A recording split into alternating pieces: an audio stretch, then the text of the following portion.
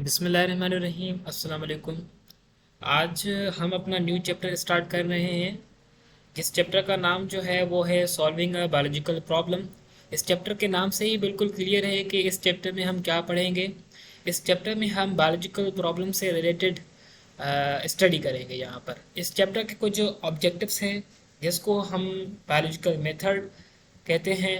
इसमें हम observation, hypothesis, deduction, experiment, theory, law, principle, इन इन स्टेप्स को पढ़ेंगे बायोलॉजिकल मेथड में। उसके बाद दूसरा जो ऑब्जेक्टिव है वो है हमारे पास data organisation and data analysis. तीसरा जो टॉपिक है एंड लास्ट इस चैप्टर का टॉपिक जो है वो है mathematic as a integral part of scientific process. इस चैप्टर में ये जो डायग्राम्स दी गई हैं इनसे आप एनालाइज करें कि यहाँ पर मॉस्किटो दिया गया है। इससे हम मलेरियल डिजीज़ पढ़ेंगे इस चैप्टर में।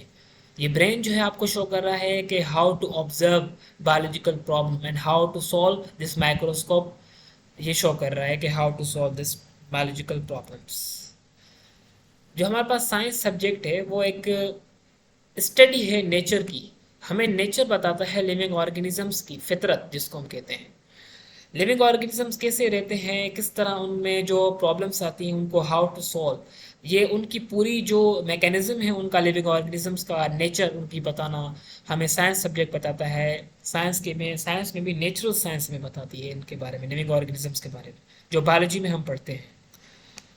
अब लिविंग ऑर्गेनिज्म से कंसर्न जो भी प्रॉब्लम्स होती हैं उनको हम बायोलॉजिकल प्रॉब्लम्स कहते हैं। यहाँ पर हम कह रहे हैं कि जो प्रॉब्लम सॉल्विंग अप्रोच होती है उसको हम कहते हैं साइंटिफिक मेथड। स्पेसिफिकली हम बात करें अगर लिविंग ऑर्गेनिज्म से रिलेटेड, तो उस साइंटिफिक मेथड को हम कन्वर्ट करेंगे बायोलॉजिकल मेथड में। बायोलॉजिकल का मतलब ही है लिविंग ऑर्गेनिजम्स, लाइफ से रिलेटेड मतलब के।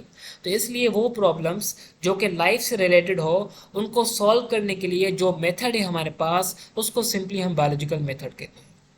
ये इसकी डेफिनेशन है बायोलॉजिकल मेथड की। अब बायोलॉजिकल मेथड जो है वो कंसिस्ट होता है सीरीज ऑफ स्टेप्स पर।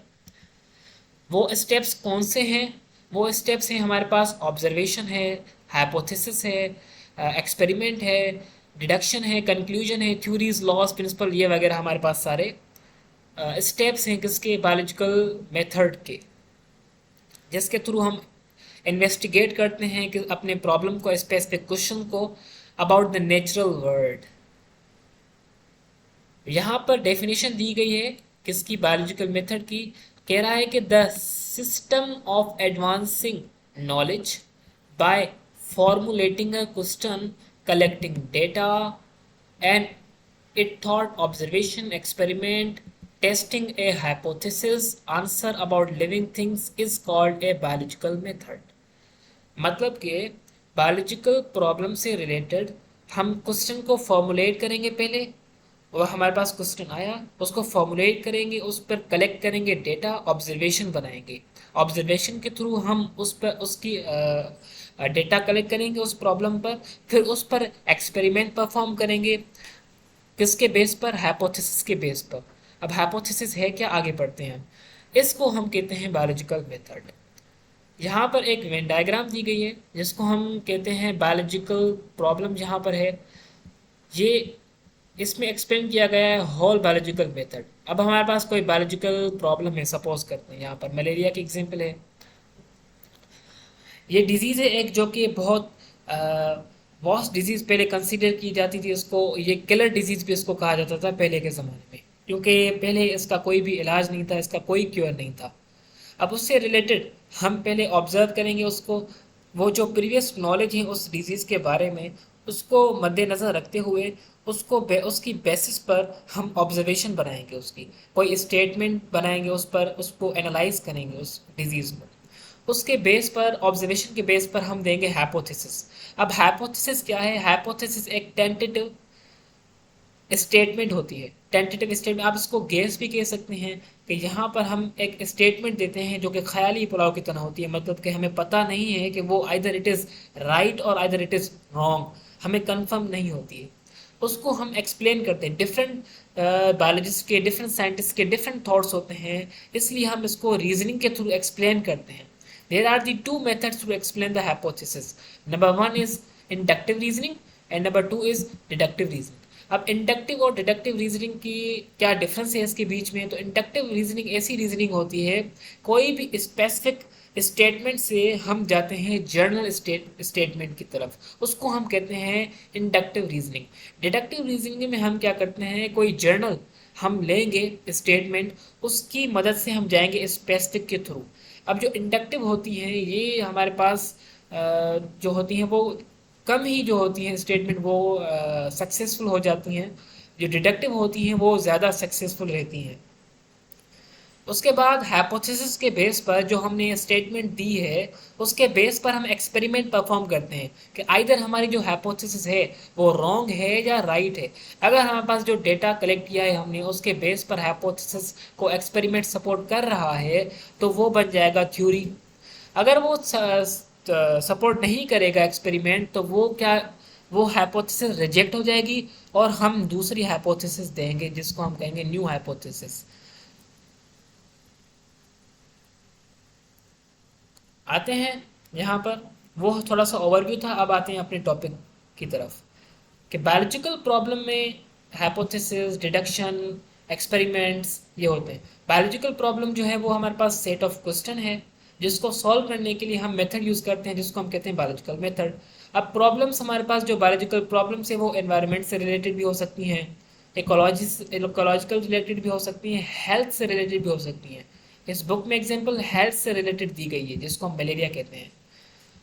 ये हमारे पास मैटर नहीं करता कि प्रॉब्लम किस चीज़ के बारे में है, बस ये रिलेटेड हो कि हमारे पास लिविंग वर्ड से रिलेटेड हो, तो इसलिए हम उसको सॉल्व करेंगे अपने बायोलॉजिकल मेथड के थ्रू। जहाँ पर एक एग्जांपल है मलेरिया की। मलेरिया को किलर डिजीज़ कहा जाता था मेनी सेंचुरीज अगो। क्यों? क्योंकि इसका जो कॉज था वो हमें मालूम नहीं था, पर उसके बाद हमें कॉज इसका मालूम पड़ गया जिसका वो है female Anopheles mosquito. Female Anopheles mosquito जो है वो मलेरिया का कॉज था। पहले ये कंसीडर किया जाता था कि जो मलेरिया है उसका अननोन कॉज था और इसलिए उसका मिसनोमर नाम रख गया। जो मलेरिया है वो मिसनोमर है इस डिजीज़ का नाम। मलेरिया के बेस पर मलेरिया टू वर्ड्स हैं, मला मीन्स बेड और area means air. Bed air मतलब कि ये कंसीडर किया जाता था कि ये जो डिजीज़ है वो बेड एयर से कॉज होती है, इसलिए उसको मलेरिया कहा गया। इस मलेरिया को सॉल्व करने के लिए साइंटिस्ट ने यूज़ किया ये biological method, biological approach use की, इसलिए हम इसको सॉल्व करते हैं। अब ऑब्जर्वेशन है सबसे पहले, एक्सपेरिमेंट ऑब्जर्वेशन स्टेप है सबसे पहले हमारा। Reason of followed by formulation of questions, बिल्कुल जहाँ पर हमारे पास क्वेश्चंस पैदा होते हैं, इसलिए उन क्वेश्चन के बेस पर जो हमारे हम में ऑब्जर्वेशंस आती हैं उस प्रॉब्लम से रिलेटेड।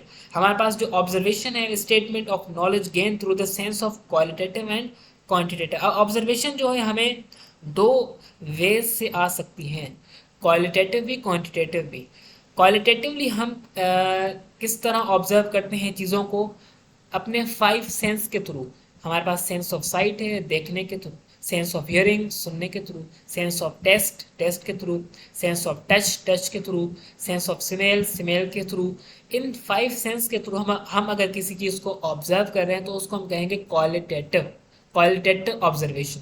अगर हम किसी चीज़ को मेजर करके ऑब्जर्व कर रहे हैं उसके बारे में किस पर्टिकुलर टूल्स के थ्रू, उसको हम कहेंगे क्वांटिटेटिव ऑब्जर्वेशन। क्या कहेंगे उसको हम? क्वांटिटेटिव या मेजरेबल ऑब्जर्वेशन कहेंगे उसको हम।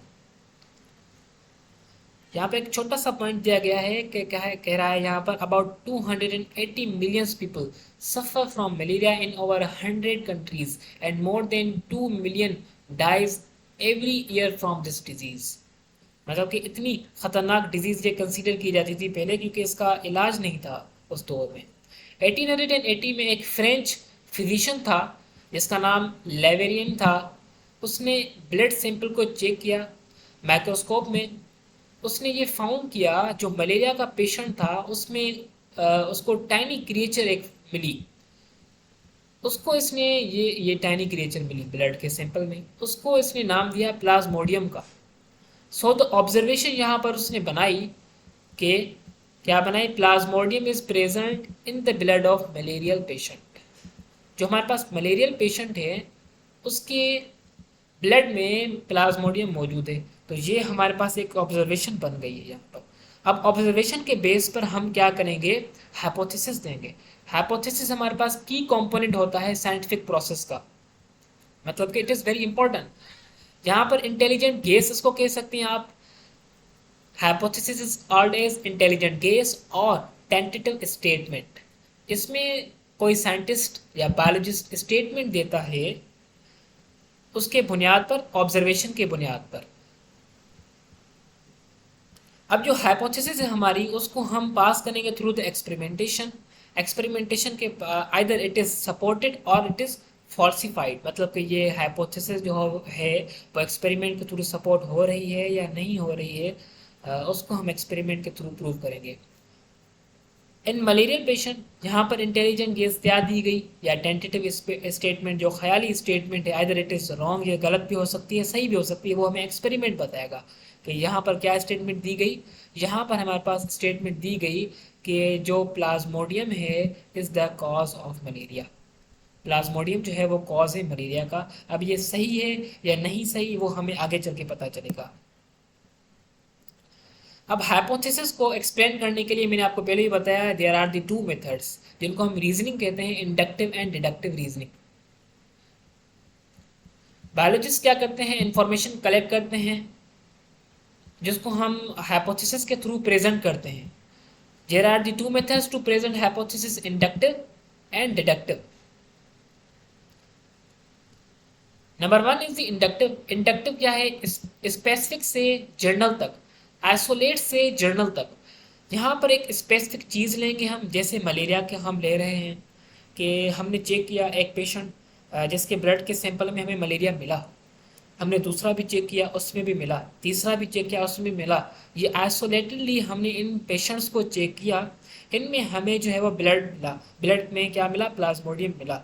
अब हम कह सकते हैं स्पेसिफिकली से लेकर जर्नल तक, ये कह सकते हैं कि अब सारे जो भी मलेरिया के पेशेंट होंगे उनमें ये प्लाज्मोडियम पाया जाएगा। इस तरह हम स्पेसिफिक से जर्नल तक आए, ये कहलाती है इंडक्टिव रीजनिंग। इंडक्टिव रीजनिंग यहाँ पर ये एग्जांपल दी गई है, shark is a fish, all fishes have scale therefore the shark also have. अब शार्क हमने कंसीडर की, शार्क एक फिश है जिसके पास स्केल्स होंगे। अब शार्क एक फिश है जिसके पास स्केल्स होंगे, तो इसका मतलब कि जो सारी फिशेस है उसके पास स्केल्स होंगे। स्पेसिफिक एक शार्क से हमने पूरी फिशेस को हमने कहा कि इनके पास स्केल्स होंगे, ठीक है। उसके बाद आप दूसरा एग्जांपल अगर लेना चाहें तो ये ले सकते हैं, जो हमारे पास काव है या गोट है वो हमें मिल्क देती है।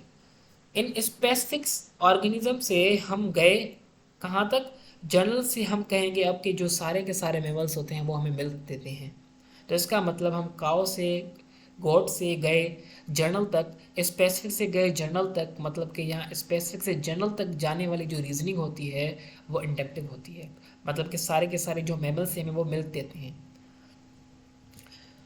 डिडक्टिव रीजनिंग एक दूसरी रीजनिंग है जिसमें हम जर्नल स्टेटमेंट से जाते हैं स्पेसिफिक स्टेटमेंट तक। यहाँ पर हमारे पास दो वर्ड्स जो है वो बहुत मोस्टली इस्तेमाल होते हैं, ये इफ़ और देन स्टेटमेंट इसको कहा जाता है, अगर ये है तो ऐसा होगा।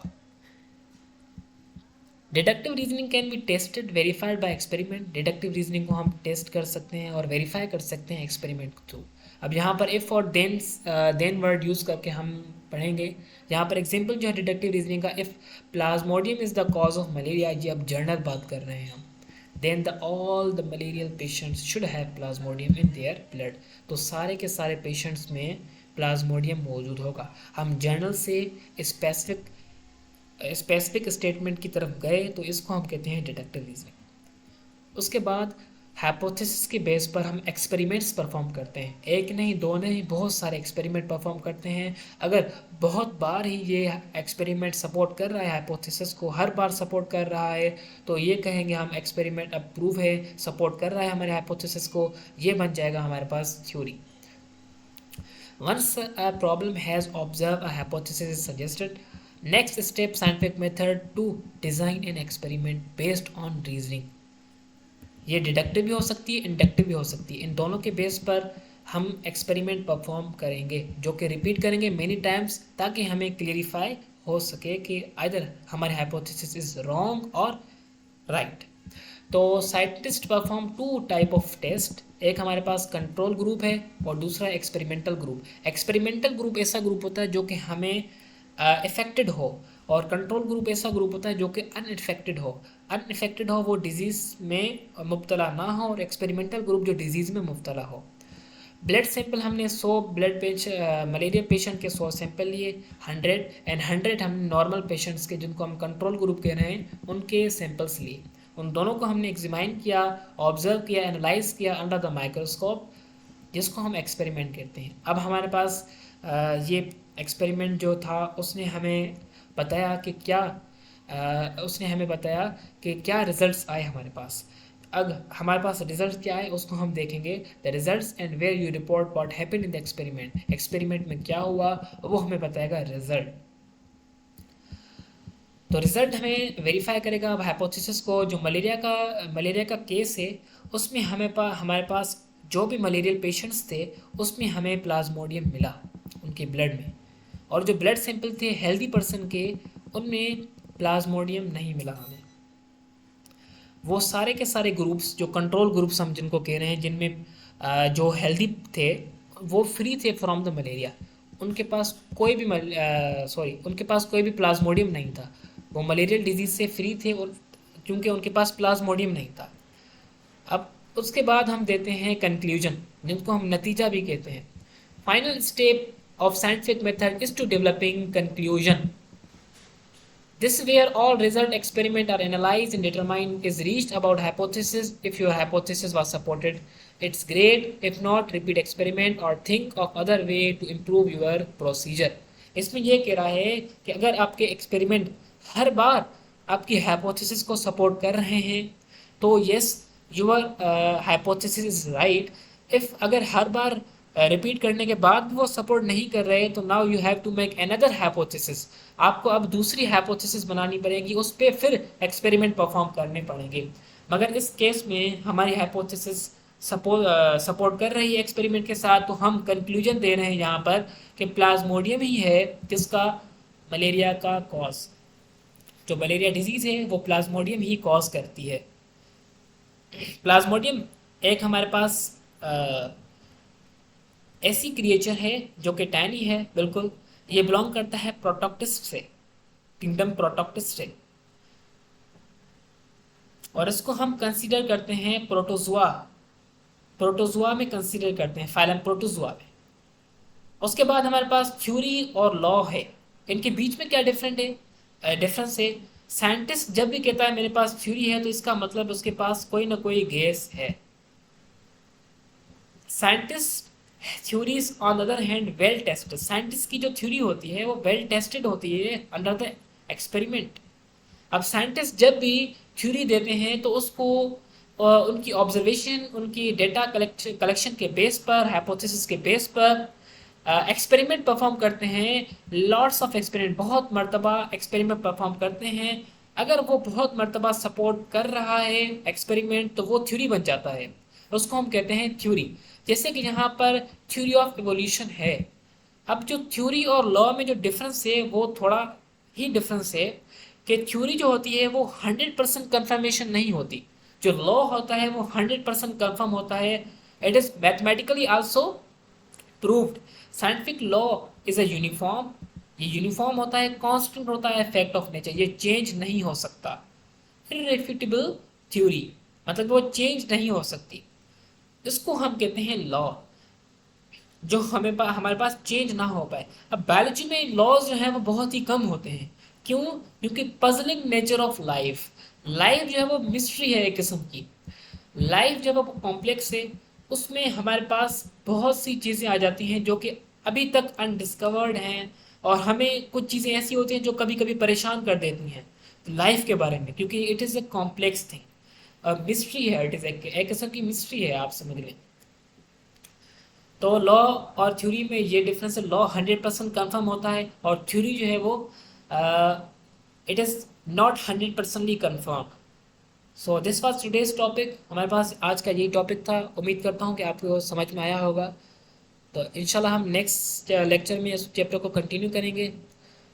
तब तक के लिए कीप लर्निंग, कीप एक्सप्लोरिंग। अल्लाह हाफिज़, टेक केयर, जज़ाकल्लाह।